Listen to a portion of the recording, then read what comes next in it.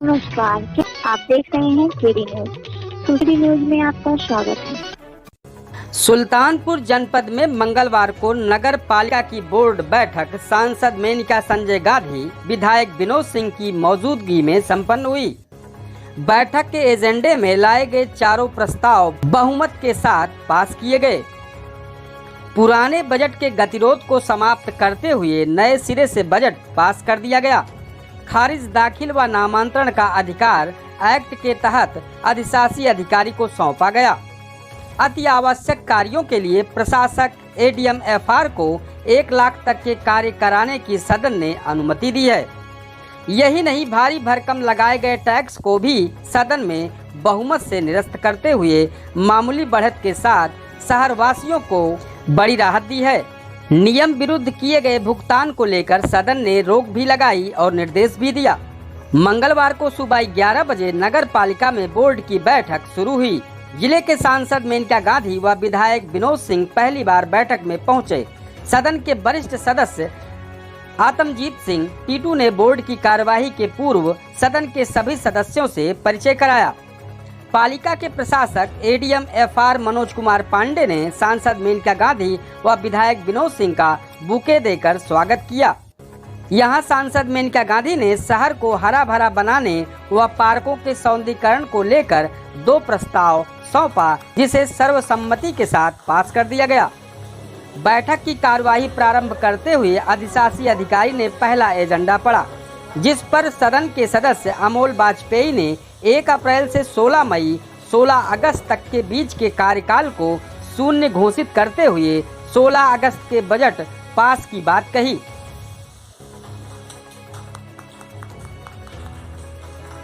आज नगर पालिका परिषद में बोर्ड की बैठक बुलाई गई थी, जिसमें माननीय सांसद मेनका गांधी व सुल्तानपुर के विधायक विनोद सिंह मौजूद रहे। बैठक में मेनका संजय गांधी जी ने 2 प्रस्ताव दिए, जिसे सर्वसम्मति से पास कर दिया गया। अधिशासी अधिकारी श्यामेंद्र मोहन चौधरी ने एजेंडा पढ़ा। चारों एजेंडे पर बहस के बाद बहुमत के सदस्यों ने सारा बजट पास कर दिया। बोर्ड बैठक में लाए हुए चारों एजेंडों पर विस्तार से चर्चा करते हुए सदन के सदस्यों ने 16 अगस्त से नए बजट की स्वीकृति दी। एडीएम एफआर जो प्रशासक हैं, उनको 1 लाख तक के कार्य की अनुमति प्रदान की। नामांतरण व खारिज दाखिल के लिए अधिशासी अधिकारी को अधिकृत किया। यही नहीं, बजट में जो टैक्स भारी भरकम शहर के लोगों पर लगाया गया था, उस टैक्स को भी घटाने का काम किया है सभासदों ने। उन्होंने बीते 18 मई को 88/2 के तहत पालिका अध्यक्ष द्वारा बजट पास होने की बात को विधि विरुद्ध करते हुए उसे निरस्त करने के निर्देश दिए। दूसरे एजेंडे में 15वें वित्त के प्रस्ताव को लेकर सदन के सदस्यों ने असंतोष जताते हुए कहा कि यह प्रस्ताव चेयरमैन की मनमानी का प्रस्ताव था। प्रॉपर्टी डीलर व भूमाफियाओं को फायदा पहुंचाने की नियत से बनाया गया प्रस्ताव है, अतः इसे निरस्त करते हुए नए सिरे से 25 वार्ड के सभासदों से प्रस्ताव लेकर कार्य योजना बनाकर विकास कार्य का संतुलन बनाने की बात कही, जिसे बहुमत से सदस्यों ने पास कर दिया। अपर जिलाधिकारी वित्त एवं राजस्व को 1 लाख के आवश्यक कार्य के एजेंडे को भी बहुमत से पास कर दिया गया। नामांतरण व दाखिल खारिज की प्रक्रिया को अधिशासी अधिकारी के पक्ष में निर्णय दिया गया। डोर टू डोर कूड़ा कलेक्शन के मामले में सदन के सदस्यों ने विस्तृत कार्य योजना को आगामी बैठक में प्रस्तुत करने के लिए सचिव को निर्देशित किया। इसके अतिरिक्त सभासद राजदेव शुक्ला ने नियम विरुद्ध तरीके से आज़ादी के प्रतीक झंडा चबूतरा पार्क में काम कराए जाने और नियम विरुद्ध तरीके से उसका भुगतान किए जाने पर कड़ी आपत्ति जताते हुए दोषियों के खिलाफ कार्रवाई करने व भुगतान किए गए रकम की रिकवरी करने का प्रस्ताव दिया। यही नहीं, सदस्यों के साथ अभद्रता करने वाले कर्मचारियों पे अनुशासनात्मक कार्रवाई की भी बात कही। इसके अतिरिक्त सबसे बड़ी चीज है कि जो 15वें वित्त का काम पूर्व में जो है जिलाधिकारी महोदय ने स्थगित कर दिया था, वो सारे प्रस्ताव निरस्त कर दिए। यहाँ सदस्यों का एक कहना था कि जो प्रस्ताव है वो बोर्ड से लिए नहीं गए थे, बोर्ड से उनकी संस्तुति नहीं थी, वो मात्र चेयरमैन बबीता जायसवाल के पति अजय जायसवाल के प्रॉपर्टी डीलर व भूमाफियाओं से मिले होने के कारण वो उनको लाभ पहुंचाने के लिए बनाए गए थे, जो लगभग 8 से 9 करोड़ का काम था। तो उन सारे कामों को निरस्त करते हुए 25 वार्ड के सभासदों से प्रस्ताव लेकर नई कार्य योजना बनाने की बात चली। नगर पालिका परिषद के अंदर जो शहीद चबूतरा पार्क है, उसमें बिना बोर्ड की संस्तुति के पार्किंग बनाई जा रही थी, जो अवैध थी, जिसकी शिकायत जिलाधिकारी महोदय से की गई थी, तो उस पर काम पर रोक लग गया था। उसका भी 16 लाख रुपया नगर पालिका अध्यक्ष ने जबरन अपने चहेते ठेकेदार को निकाल दिया। उसकी जांच की बात भी की गई।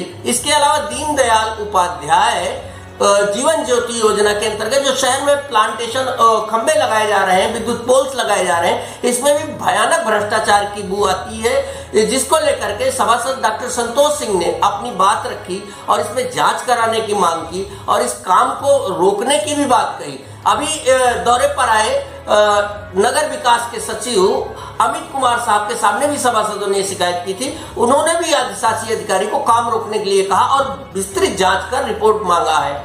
तो ये रहा है बजट। और इसमें नगर पालिका की अध्यक्ष जिनका पावर सीज हो गया है, वो लगातार उनके पति फेसबुक पर अनर्गल बयान दे रहे हैं, जो कि विधि विरुद्ध है, कानून विरुद्ध है। वो दरअसल नगर के विकास को रोकने के लिए अकेले जिम्मेदार थे।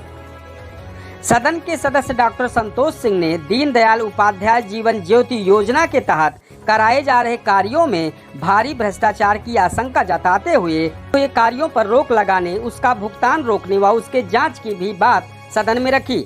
अधिशासी अधिकारी श्यामेंद्र मोहन चौधरी ने सभी के प्रस्ताव को स्वीकार किया और 15 वित्त के लिए नई कार्य योजना की ओर बढ़ गए। इसी के साथ बोर्ड की बैठक समाप्त हुई। बोर्ड बैठक में 27 सदस्यों की उपस्थिति बनी रही।